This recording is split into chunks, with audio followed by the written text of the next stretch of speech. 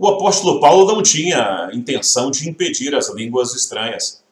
Tratava-se apenas de dar mais oportunidade para maior edificação a outros dons.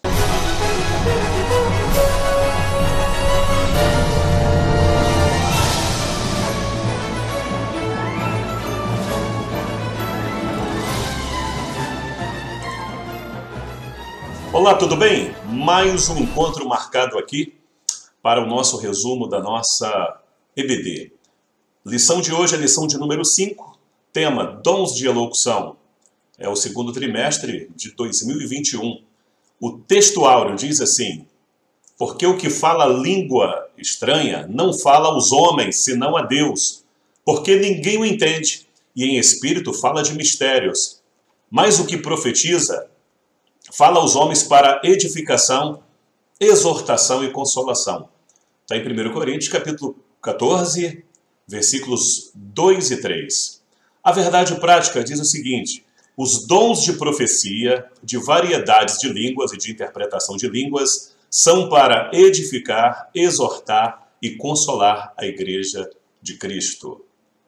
A leitura bíblica em classe está em 1 Coríntios, capítulo 12, versículos 7 ao 12, e 1 Coríntios, capítulo 14, versículos 26 e até o 32. O estudo desta lição, desta semana, ele vai se concentrar nos 3 dons classificados como os de elocução, profecia, variedade de línguas e interpretação de línguas. É o que nós vamos falar aqui no nosso tema. Existe uma importância muito grande de estudarmos sobre os dons, sobre principalmente esse dom, porque os dons de elocução são manifestações sobrenaturais vindas de Deus e não pode ser utilizada de forma incorreta. Para que devemos estudar e aprofundar?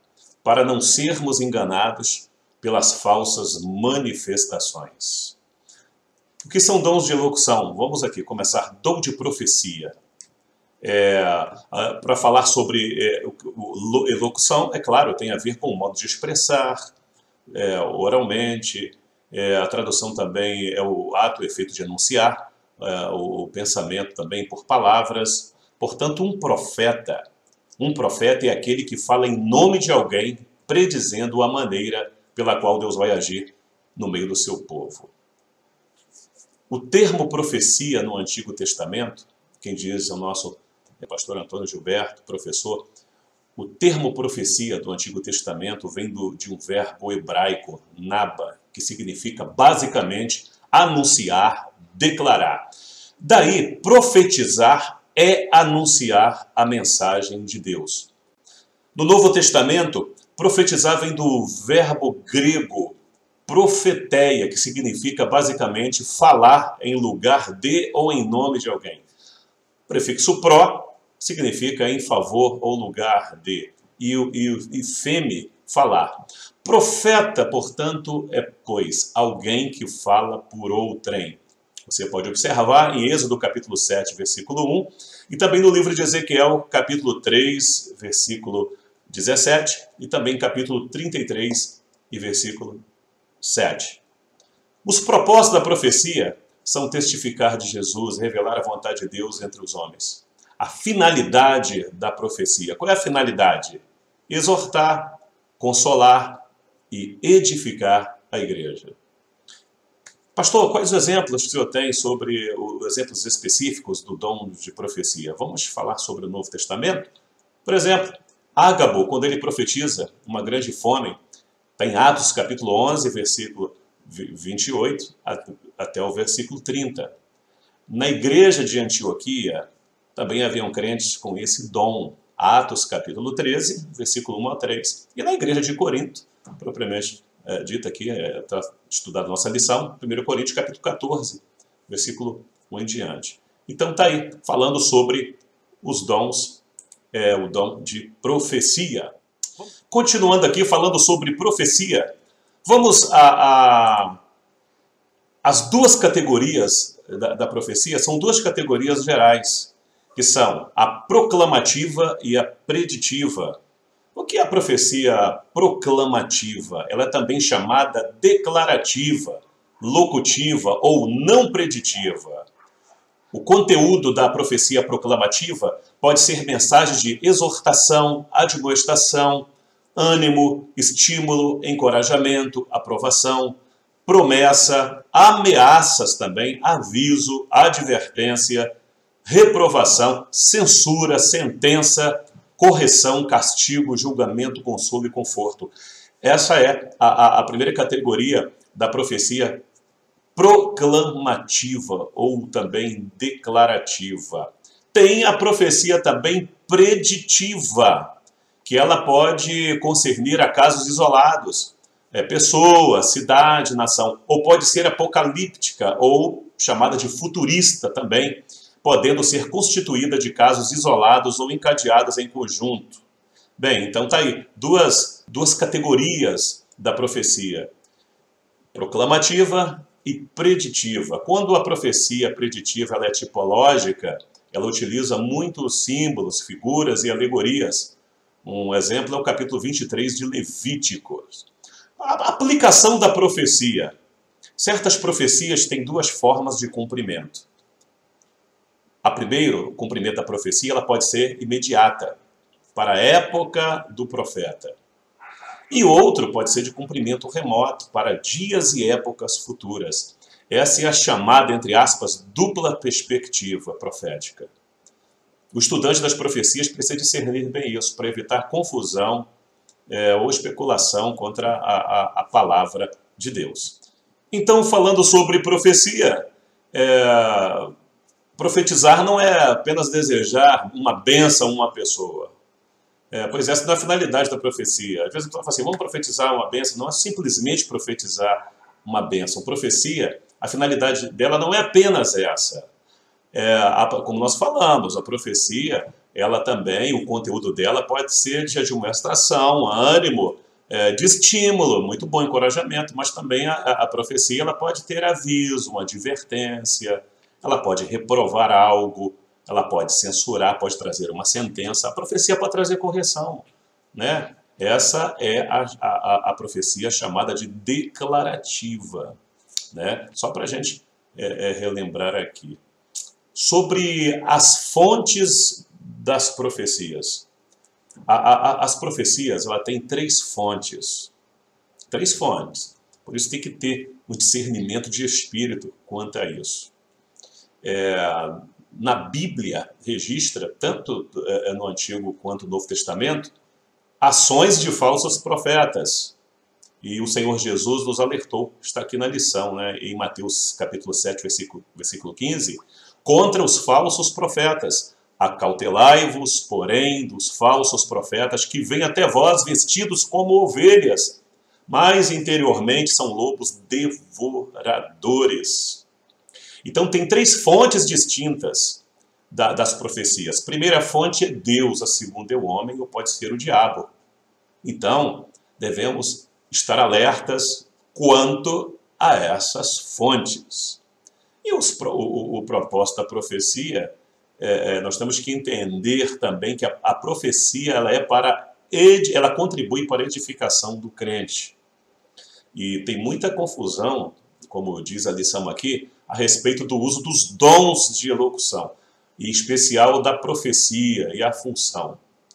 Alguns deixam permite que a igreja seja conduzida ou liderada por profetas. E a igreja de Cristo ela deve ser conduzida segundo as Escrituras, porque é a inerrante palavra de Deus. Ainda falando sobre o propósito da profecia, os três objetivos das profecias. Primeiro, ela edifica. Segundo, exorta e consola. Edificar é o primeiro objetivo da profecia.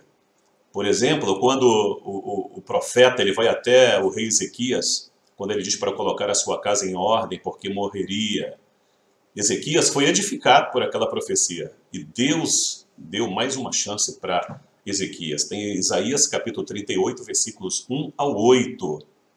E quando você ouve uma palavra na sua vida, uma palavra profética sobre a sua vida, você se sente fortalecido. 1 Coríntios capítulo 12, versículo 7 diz: a manifestação do Espírito é concedida a cada um visando a um fim proveitoso. A profecia, ela exorta. É o segundo objetivo da profecia, que é exortar. Pastor, mas qual o exemplo que tem na Bíblia? Tem 2 Samuel, capítulo 12, versículo 1 ao 15, versículos 1 ao 15, sobre quando o profeta Natã, ele vai exortar, admoestar o rei Davi pelo pecado, para que ele se arrependesse. Deus, ele usa o profeta Natã com uma autoridade para chamar a atenção. E quando Deus usa alguém para exortar, foi como aconteceu com Davi, a autoridade de Deus, né, vem sobre o profeta, ele fala para Davi e ele é corrigido, né, e ele recebe aquela palavra. Hebreus 12, versículo 6 diz que pois o Senhor corrige ao que ama. E a maioria das profecias da Bíblia é mais exortativa em suas profecias, os profetas, em relação aos profetas. E os profetas, você vê na Bíblia que eles denunciam um pecado do meio do povo. Enfim, a profecia, ela exorta, o segundo objetivo. E o terceiro objetivo dela é consolar, não é verdade?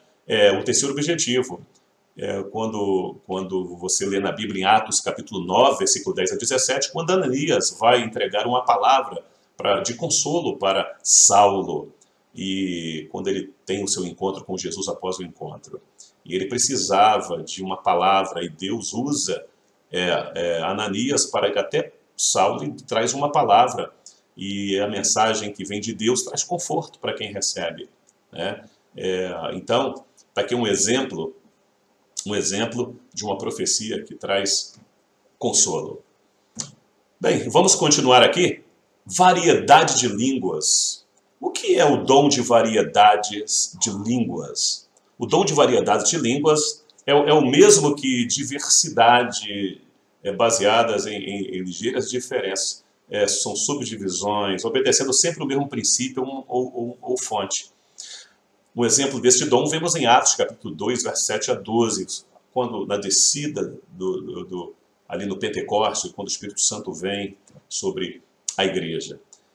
O dom de variedade de línguas, o dom deve ser acompanhado por interpretação de línguas. 1 Coríntios, capítulo 14, 5, versículo 13 e também versículo 23. Segundo o teólogo pentecostal Thomas Rover, o dom de línguas é a habilidade de falar uma língua que o próprio falante não entende. É para fins de louvor, oração ou transmissão de uma mensagem divina.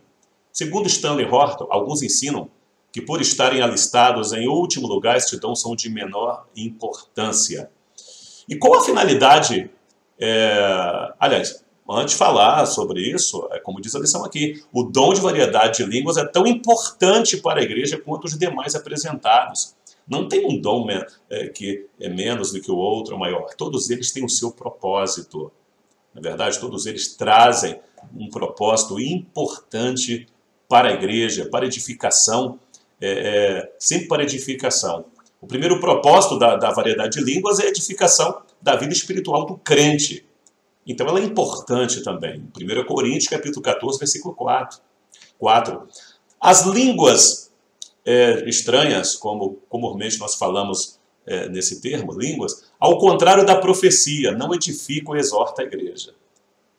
O dom de línguas, quem tem o dom de línguas, ele apenas traz uma devoção espiritual do crente que recebe este dom. À medida que a pessoa vai falando em línguas estranhas, ele vai sendo edificado. Pois o Espírito Santo ele vai tocar e vai renovar diretamente. Não é verdade? Você que é batizado com o Espírito Santo, né? Quando você começa a falar em línguas, você sente mais renovado, você sente mais forte. Isso traz o quê? Uma edificação para quem fala. Não traz uma edificação para outra pessoa. Não traz uma exortação para alguém, mas ele traz para você. E não é algo para o dia apostólico. Deus continua ainda trazendo este dom para os servos dele. E vai continuar trazendo até o dia da sua vinda. E no dia de Pentecostes, todos os crentes estavam reunidos no cenáculo e todos foram batizados com o Espírito Santo e falaram noutras línguas pelo Espírito. É um dom tão útil à vida pessoal do crente em nossos dias quanto foi na igreja primitiva. Falando agora sobre o dom de interpretação de línguas, nós devemos ter em conta que o dom é sobrenatural. Não é interpretado por alguém ter aprendido um idioma humano. Então, é algo sobrenatural, não é algo natural. E o dom de interpretação de línguas, Thomas Rover ensina que a interpretação das línguas é a habilidade de interpretar no próprio vernáculo, na própria língua, aquilo que foi pronunciado em línguas. Na igreja de Corinto, havia certa desordem no culto com relação aos dons espirituais. Por isso, Paulo advertiu dizendo: e se alguém falar língua estranha, faça-se isso por 2 ou, quando muito, 3, e por sua vez haja intérprete. Mas se não houver intérprete, esteja calado na igreja e fale consigo mesmo e com Deus. Está em 1 Coríntios, capítulo 14, versículos 27 e 28. O dom de interpretação de línguas necessita de outra pessoa, que também é capacitada pelo Espírito Santo para que interprete a mensagem e a igreja seja edificada. Do contrário, os crentes ficarão sem entender nada. Pois é, se você chegar num ambiente em que só haja as línguas estranhas, alguém falando em língua estranha, um irmão, uma irmã, e alguém ouve ali, se não tiver um intérprete, alguém usado para interpretar o que está sendo falado, ninguém vai entender. Só vai ser edificado o cristão que está recebendo, está sendo edificado, está sendo fortalecido. Agora, na profecia não haja necessidade de um intérprete. A profecia não existe. Entendeu? Então Deus usa a pessoa. Quando Estevão Ângelo de Souza definiu bem essa questão. Quando disse que não haverá interpretação se não houver quem fale em línguas estranhas, ao passo que a profecia não depende de outro dom. Às vezes Deus vai usar alguém em língua estranha, vai estar falando a língua estranha, e Deus vai usar o intérprete para trazer a mensagem que está sendo falada ali para a igreja ou para alguém. Mas, às vezes, Deus não vai, quando vai usar alguém em profecia, ele não vai depender de uma interpretação. Deus vai usar a pessoa na sua própria língua natural para trazer a mensagem de Deus para seu instrumento. Amém? Então, o dom de interpretação de línguas é imprescindível para que todos sejam edificados. Resumindo, se alguém está falando em línguas estranhas e não tem intérprete, edifica apenas a si mesmo. Agora, se alguém estiver falando em línguas estranhas e alguém tiver o dom de interpretação de línguas e começar a interpretar essa língua, aí todos são edificados. Ok? E agora as perguntas: quais são os propósitos da profecia? Exortar, consolar e edificar. Quais são as 3 fontes de onde podem proceder as profecias? Primeiro, Deus. Segundo, o homem. Terceiro, o diabo. São as 3 fontes. Por isso tem que ter discernimento de espírito. Segundo o teólogo Thomas Rover, o que é o dom de línguas? Resposta: é a habilidade de falar uma língua que o próprio falante não entende, para fins de louvor, oração ou transmissão de uma mensagem divina. Qual é a finalidade principal do dom de variedade de línguas? É a edificação da vida espiritual do crente. E a última: defina, de acordo com a lição, o dom de interpretação de línguas. O que é o dom de interpretação? É a habilidade de interpretar no próprio vernáculo, ou seja, na própria língua do país ou do lugar, aquilo que foi pronunciado em línguas.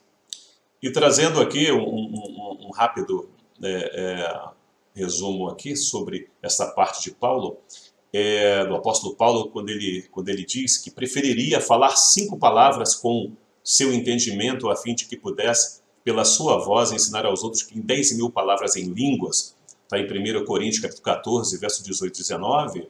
Quando Paulo expressa, quando ele diz isso, que preferiria falar 5 palavras com entendimento, ele não está excluindo, ele não está com isso, excluindo as línguas. Isso faz parte também da adoração do apóstolo Paulo. Você pode conferir em 1 Coríntios capítulo 14, versículo 26. O que Paulo está fazendo aqui é para que cesse de proibir o falar em línguas. Segundo parece, alguns não gostavam da confusão causada pelo uso exagerado das línguas. Então, procuravam solucionar o problema proibindo o total do falar em línguas. Mas a experiência era preciosa. É uma bênção excelente para a maioria dos coríntios aceitar essa proibição. Alguns dizem hoje, há problemas envolvidos no falar em línguas, vamos evitá-las, portanto. Mas não foi essa a solução de Paulo para a igreja, nem para ele. Até mesmo os limites que Paulo impõe não tinha intenção de impedir as línguas. Era dar mais oportunidade para maior edificação a outros dons. Ok? Muito bem. Eu, pastor Aloysio Cordeiro, vou ficando por aqui. Agradeço a você por mais esse encontro conosco. Eu vou pedir a você, se você não é inscrito no meu canal, se não se inscreveu no meu canal, vai lá, canal do YouTube, Pastor Aloysio Cordeiro, Clínica da Alma. Se inscreve em nosso canal, compartilhe os nossos vídeos. Será uma alegria ter você participando conosco aqui, tá bom? E pode enviar para mim os seus comentários, as suas sugestões. Que Deus te abençoe, que Deus venha te usar, que Deus venha te encher do Espírito Santo e possa ter uma aula maravilhosa neste domingo aí na sua igreja. Que Deus abençoe. Até o nosso próximo encontro. Paz.